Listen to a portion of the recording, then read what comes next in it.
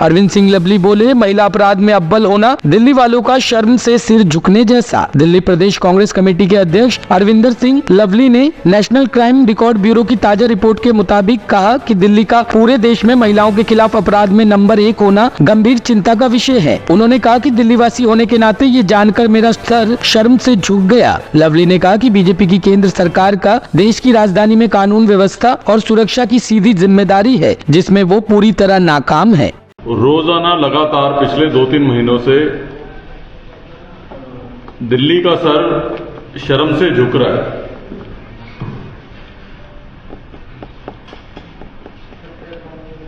दिल्ली में बाढ़ आए तो जो है देश में सबसे खराब स्थिति दिल्ली की होती है। दिल्ली में छठ का पर्व आए तो सबसे खराब व्यवस्था और स्थिति दिल्ली में होती है। पॉल्यूशन की बात की जाए तो Delhi most polluted capital of the world बन जाती है। दुनिया भर में इससे खराब प्रदूषण की स्थिति किसी और शहर में नहीं है। तो अभी हम उसी से नहीं उभर पाए थे। एनसीआरबी की नई स्टडी ने एक बार फिर हमारा सर शर्म से झुका दिया है। सत्ता में बैठे हुए लोगों को तो पता नहीं मुझे कि शर्म आ रही है कि नहीं, लेकिन दिल्ली निवासी होने के नाते, दिल्ली का एक सजग राजनीतिक दल के मुखिया होने के नाते कम से कम मेरा सर शर्म से जो है बहुत ज्यादा झुक रहा है कि एनसीआरबी का 2022 का जो डाटा है, जिसमें क्राइम अगेंस्ट वुमेन जो है में दिल्ली सबसे ज्यादा टॉप पे है।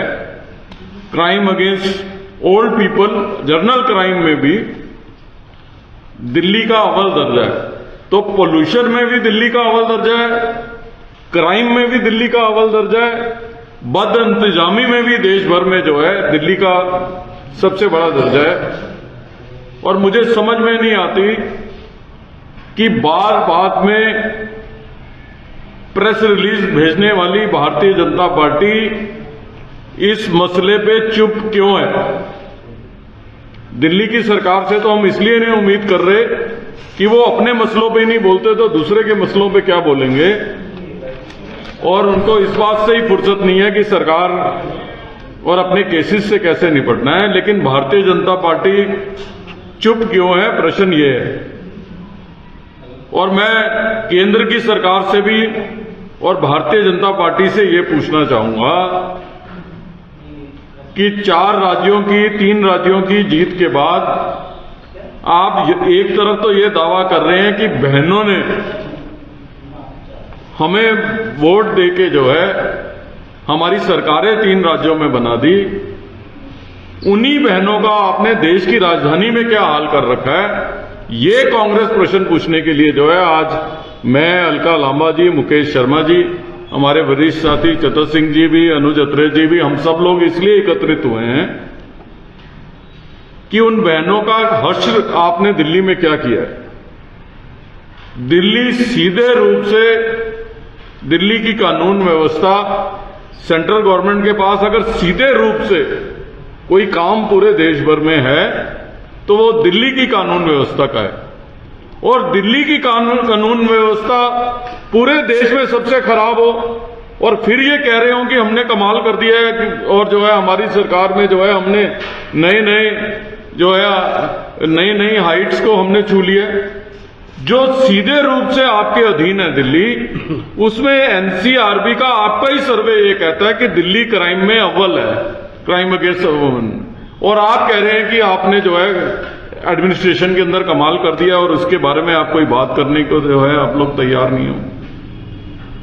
दिल्ली पुलिस ये क्लेम करती है कि 13,000-14,000 पद दिल्ली के अंदर खाली हों और आप हाथ पे हाथ रख के जो है बैठे हो और आप महिलाओं के उत्थान के सबसे बड़े ठेकेदार बनते हो। सच बात तो ये है कि दिल्ली के लोग उन तमाम सिविल सोसाइटीज के लोगों को भी ढूंढ रहे हैं जो निर्भया के टाइम पे कांग्रेस के खिलाफ मोमबत्ती लेके घुमा करते थे, आज एनसीआरबी के इस सर्वे के बाद उन लोगों को भी उन लोगों पे भी प्रश्न चिन्ह है कि क्या केवल उस समय उन्होंने अपने पॉलिटिकल एजेंडे के लिए ये इश्यू उठाया था।